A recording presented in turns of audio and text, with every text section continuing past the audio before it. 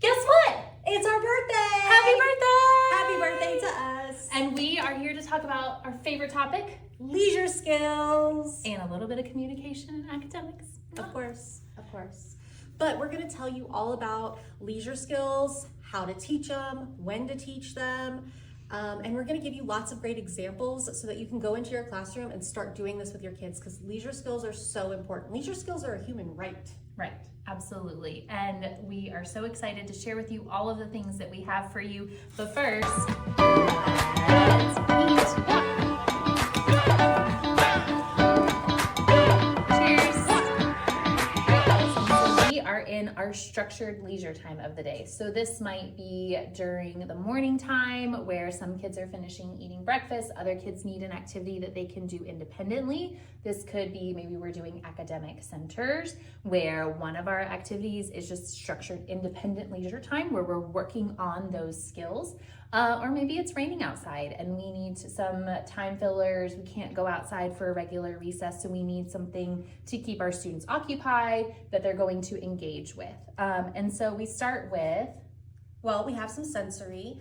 The key to this is it's structured and intentional. So it's not, we're handing them this bin of rice and just walking away, right? Because you're going to have a mess on your hands. Right. Yes. So the first one is sensory. We have rice in here. You can put in anything you want. We've got like beans. I've seen people do the rocks for the aquarium. yeah, we have a video about We that. do have a video about that. Check that out. Cotton balls. I've seen cotton balls Ooh, before. cotton balls. Yeah. So any kind of filler that we can do. Yeah, that's going to provide some good input. And then right here today we have letters. So students can search for letters. You could put in shapes, numbers, you can put in animals, anything for whatever theme you guys might be doing. And we also have a little task analysis for how to use a sensory bin, right? Because again, if you just set it in front of them, you're going to potentially have a mess.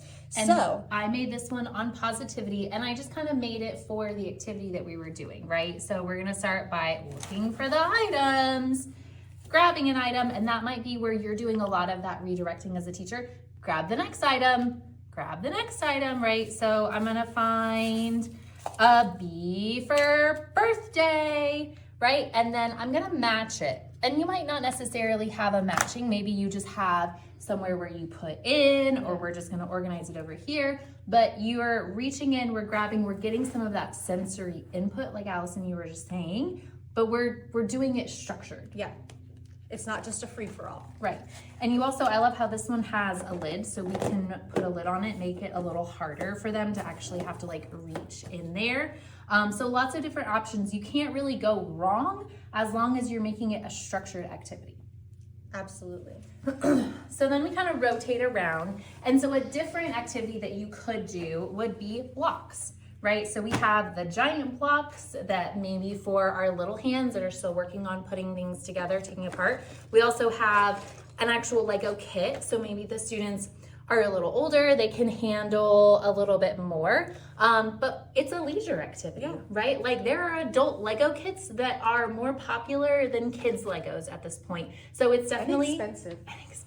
Yeah. So it's definitely a leisure skill for all ages that's developmentally appropriate for all ages of and groups of people. Yeah, and it still works on all that fine motor. You'll know that these come with instructions, so it's also using instructions. They're visually supported, so our students can usually follow along with them, but it's still a structured activity. And we're always gonna have our core board close by too, so we can talk about it. So we can talk about how we're putting them on, or we're taking them off, or we're gonna need more, and we think that we made it look good, or maybe don't think Maybe it we looks didn't like good. it, yeah. And so there's lots of different ways that we can also just have the core board available as we're going through, so that the students can make comments, that we can request things, right? So having this is definitely key at any center, any station, have it in reach. Definitely. All right, here's another lifelong leisure skill, puzzles, right? Lots of people do puzzles well into their old ages. My father loves to do puzzles. I love to do puzzles. Yeah. And so there's of course a variety of different puzzles, right? So for our students who maybe need more of that gross motor, fine motor support, we have the big chunky puzzles. This one is little, but it still has the pieces. You can maybe just work on matching them. But in ULS, they actually, in extras, had a little communication board that kind of goes along with it. And so we can look at, keep looking, oh, gotta concentrate, and concentrate's a big one for a leisure skill, right? We really have to stay on task. It's finished, right? We did it. But you can have a variety for different puzzles. We even they make sound puzzles. Ooh. Right? So a little extra sensory input. Bigger puzzles that still have like a little container to keep them occupied. So I love puzzles as a leisure activity because there's a variety of them. We can keep them fresh, but it's still a challenge and really makes you concentrate, makes you think. And you can also get puzzles based on their interests. So this one is a dinosaur, but they have puzzles of cats. So if I was doing a puzzle with Rebecca, I might choose a cat puzzle. And I would love that and stay on task. So lots of opportunities with puzzles because again, that is a lifelong leisure skill. And then the last one over at this station is going to be just some fine motor activities. So coloring, tracing, doing all those things are definitely also leisure skills as well. So these all came from extras in News to You. But there's also in the News to You articles in those worksheets, there's also Sudoku, there's word searches. So there's a variety of things that can maybe feel just a little bit more academic, but are also a leisure skill to just kind of keep us engaged in an activity that we can do independently. And if you have some more advanced artists, these are for students who maybe are still working on that fine motor, going onto YouTube and finding a draw along with me video where somebody's drawing something and they're doing it along and it's some video modeling is another great way for some of our budding artists. Yeah, I would also do directed drawings in my classroom where I would use my Elmo, right? I'm gonna put my paper under the dock camera and display it. And so as I draw, maybe I'm drawing a snowman and so my students are doing it along with me too. So if the video modeling, you can also do that adult modeling as well. And I am not an artist in that way. So it was a good experience for me too, to work on my skills. All right, let's go to the next station. All right. I love a good put in task. There are some kids that I work with who could sit all day long and just do some good put in tasks. And so really I just took, this is an old Chinese soup container, so it doesn't have to be fancy. And then I have the Unifix cubes from our math kit, right? And so we're just gonna work on putting them in. And of course, there we go. There we go. See, I had to work a little bit on that. We can also use that core board again as well. So put in is in there. We need to give more. So working on just a little bit of that communication as well. And then we're working through just putting it in. And I love also that sound that it makes when it clinks. A lot of our kiddos really just love that sound and it's kind of rewarding, right? I worked, it squeaks, and then I got the little clink sound. I love it. All right, so here is everybody's favorite, Play-Doh. So again, Play-Doh is one of those things in the classroom that could cause a little chaos. They could eat it could get in somebody's hair, in the carpet. So we wanna make sure that we are providing some structure along with the Play-Doh. So this came right from the extras. The extras. So this says, let's play with clay, and it gives them some options of what they can do. So they can make a ball, they can make a snowman, they can flatten the ball, they can use a tool. So all of the different things they can do to play with the Play-Doh. In a structured way. Yeah. Right? So I'm getting, again, some of that vestibular input, some of that fine motor input by doing that, but it gives you a little bit of extra support on how to do that. So as I'm making my snake, I can prompt put holes, right? So again, it might be starting as a teacher directed leisure skill that then is able to turn into a more independent one because we have the visual supports and we've practiced enough times. Exactly. Okay, so next. Allison, this one's your favorite. This is my favorite. You waited all day to talk about Uno. I love Uno. Uno is just such a great game for everyone. It's easy to teach, it's fun, it's quick. So this is Uno Flex. There's a million different types of Uno. But that's something I would always just have in the classroom ready to go. It can go to lunch with you, it can go to specials, it can come out at any of those little times where you need to fill some time. It works on turn taking, communication, matching, all kinds of skills are in Uno. I love Uno, so every teacher should have some Uno cards. And then we rotate, we're back a little bit into some of that fine motor, but let's make it fine motor with a purpose, right? So Allison, I'm making you a bracelet. Let's or make maybe it a glamorous. Yeah, exactly. I tried to get the R on here, but it was a little too chunky. So I'm gonna leave that to you with the smaller, more advanced string. But stringing beads is a task, right? It's a fine motor task. That requires a lot of concentration, but when we give it that purpose, oh, you're making a necklace for your best friend, then it maybe is a little bit more motivating than just sit here, string the beads. Yeah, and then string take the them all beads. off, right? Right, exactly. But this way I can work on, oh my goodness, making sure that I'm threading it through correctly. And then look, I made you a necklace. Oh, thank you. And I've got to tie it so that you can actually wear it. Cut that part. And then this one's my favorite, right? Yes. So we're gonna take old board games, right? So we've got our Candyland here. We set it up for our 2 players. And of course the traditional Candyland, we're just gonna pull a color and we're gonna move to that color. So look, there's yellow. Oh, I got purple. All right, oh, sorry. Let me respect that it's your My turn turn. and not jump in there and do it for you. So again, working on some of Your those turn. skills. My turn, oh, that's on our core board as well. So let's make sure we have that here too. So my next turn, instead of just the color match, of course, I have to make it a little bit more academic sometimes. So I put some vocabulary words on there, or I put some, these are all words with blends in them. So now I'm gonna read the word stop, and then I'm gonna move to my orange spot, right? And so then your turn. My turn. Trip. And now I'm going to purple. Ooh, that was a good purple That was a move. good one. So we're working on, again, those social skills, those turn-taking skills, winning and losing correctly. And this was an old board that I had just laying around the house that we weren't using anymore. And so I turned it into something that was, again, a little bit more potentially academic. Maybe we're just at that space where we're color matching. Maybe we are reading those words, but you can do it a variety of different ways. Yeah. We could put math problems on these cards. We could put multiplication facts if we have some older students. Maybe like a question, like a daily living skills question. So, hey, the dishwasher's full. What do you do with it?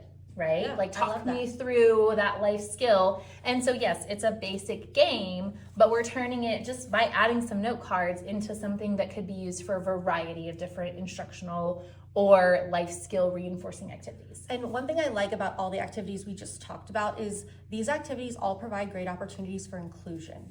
So bringing in their non-disabled peers to play a game. Everybody can play Candyland, to play Uno, to do Play-Doh together, or do a puzzle together. There's lots of opportunities for inclusion. So I think that's an important thing with these leisure skills is when you give students access to leisure skills, they have more access to their non-disabled peers. And that is a huge part of what we're here to do every day. Absolutely, well said. We are talking about sensory breaks right now. And so Allison, like we've talked about before, if the students knew what to do, They wouldn't be here. right, they wouldn't need our support. They wouldn't need the direct instruction, right? But they need that. If we just throw a bunch of sensory equipment with them, You're gonna have a little bit of chaos. right. And sometimes chaos is okay, but we want to make sure we're utilizing the time effectively so that it's actually meeting the sensory needs of the students and it's not just hyping them up because now all of a sudden they're playing and then we need to go back to instructional time, right? We really want to utilize that time, make sure that they're getting their sensory processing needs met, and then going forth with the rest of our day. So for some students, that could look like smart moves, right? I was definitely a Smart Moves teacher. My class did it. We had stations and we would rotate through. I'd set the timer, I'd put on some nice music, and we'd go through each station. And of course, we had to learn how to do each station before we could do that. But there's more than one way to do it, and we're gonna talk about another way to do it. Yeah, so if your students aren't necessarily at that point where they can just go to a station, use that equipment for until the timer goes off, then we might need to do a little bit of scaffolding ahead of that. So for that, we can use a task analysis. I made this one on positivity, and so we're just gonna have the class line up, and we're going to go through the centers. So bounce on the ball, crawl through the tunnel, jump on the trampoline, lay on the scooter board, and then step on the stepping stones. And we're gonna go through this rotation as a class. So while one person's doing one, then the next, and we're all just gonna make a big circle around the room so that we're staying on task. So if the student needs a little help and encouragement, we can do that while the others are going through what they need to go through. Yeah, and I think it's important to remember that this is definitely a hands-on teacher, para-involved activity. This isn't the time where you're letting the kids do this and maybe you're stepping away to check an email or something. This needs to be something where you are involved directly and we're teaching students how to do these things. Yes, teach the skill, don't just let it be a free. All right, let's do it. We're gonna start with bouncing on the ball. So we have a big ball, and then we have a little ball. And so maybe we have those students who are just kind of like doing some side exercises, right? Or we're just bouncing. And then we have The tunnel. the tunnel.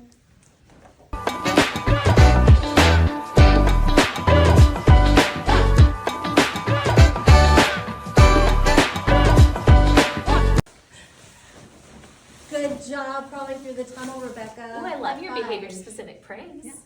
All right, now it's time to jump on the trampoline. And then next is scooter board. So of course we're taking turns, but as the class we would all be doing it one at a time. I love these arrows on the floor that guide me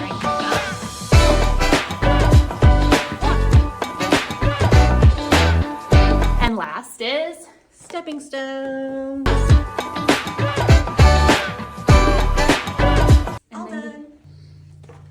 All right, Rebecca, so now we're gonna talk about those movement transition breaks that you take throughout the day. So thinking between segments maybe, or before specials, after specials, before lunch, after lunch, when you kind of just need to reset, refocus, get the wiggles out. Right. And so you notice all of these activities, the screen can be off for, right? So we can have, of course, those pull up YouTube, pull up Go Noodle, have those screen time movement breaks, of course, but sometimes we want it to be a little bit more structured than that. And that's okay too, because again, we're teaching some of those leisure skills. We're teaching that what can you do when you have a little bit of time? Well, I can dance, I can blow bubbles, I can do other things collaboratively with my peers or independently. Yeah. So let's talk about Simon Says. Right, so all of these again came from the extras in News to You, and so super easy to just prep, right? And so we're gonna listen for Simon Says. So Simon Says, clap your hands. Right, Simon Says, touch your nose. Right, and so maybe we just say Simon Says every single time. Maybe we actually turn it into a little bit of Simon Says. Put your hands up. Simon didn't say, right? So we could do that in any of those variety of ways. There's also in there, I love to do the hokey pokey, right? So we're gonna do the hokey pokey and we're gonna touch our head, right? Head in. Oh. Put your head up. Yep, that way. Head in.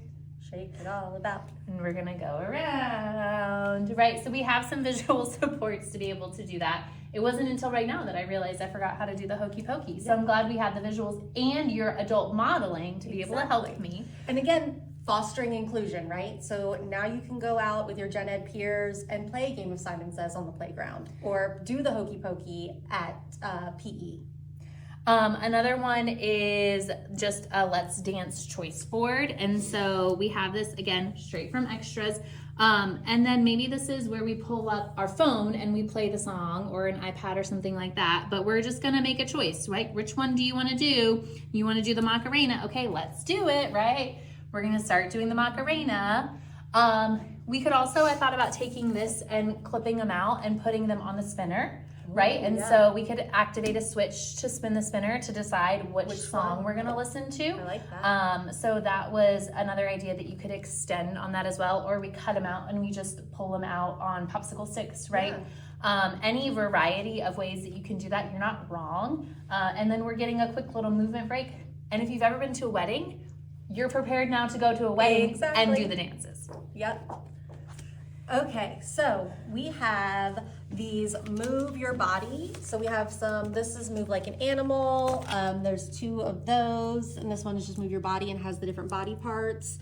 But Rebecca has it set up here where you can pull from the kitty cat and oh, we got the panther. So you can say, okay, match it to panther and now move your body like a panther. And it's intentional. They're all still getting that movement, but it's not chaos. Right. And I intentionally printed 2 because again, I got to make it a little academic, right? I can't help myself. So it comes in just 1. So you could just print it, right? And again, just like with the spinner, we're going to spin the spinner and what is it going to land on, or we're going to pull it out, right? But then adding that just extra layer of matching just gives them a little bit more time to think and process. And if puzzles, again, like we talked about, our preferred leisure activity, then we're just reinforcing some of that matching skill, scanning, that sort of stuff, right? And who doesn't want to Move like a kangaroo, right? I love it.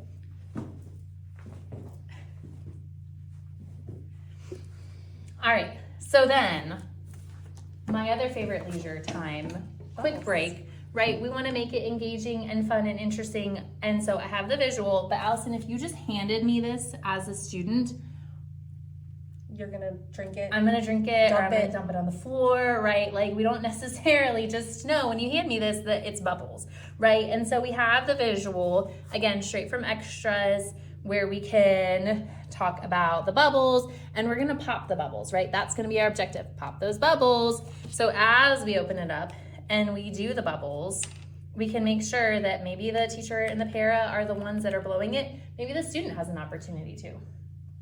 And now I'm gonna pop. Woo. And I know that that's what the expectation is. And now I can request, do it again. Ooh, those popped on their own. They did.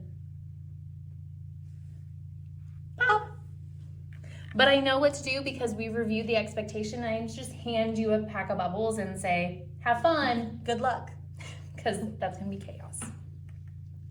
All right, and our last one. Simple, easy, red light, green light. Right, so if we wanna have a movement break where we're all just gonna stand up, we're gonna play red light, green light. There is actually in extras, I didn't print it because I ran out of time, but there is a red light, green light visual in there too. If we wanted to have that extra, maybe we put it on popsicle sticks, but I already had this made, so that works too. But then we also can have and reinforce it with our core board. So red light means stop, green light means go. And so we can all just line up, and maybe the paraprofessional is the one in charge of the red light, green light, and maybe you as the teacher are going with your students to kind of make sure we're all staying where we're supposed to be, staying on task, understanding the expectation, because when you see red light, you're gonna stop. Do all of your kids know that they're supposed to stop? Maybe not, right? But so it does give them the opportunity to practice with that explicit teacher modeling as well.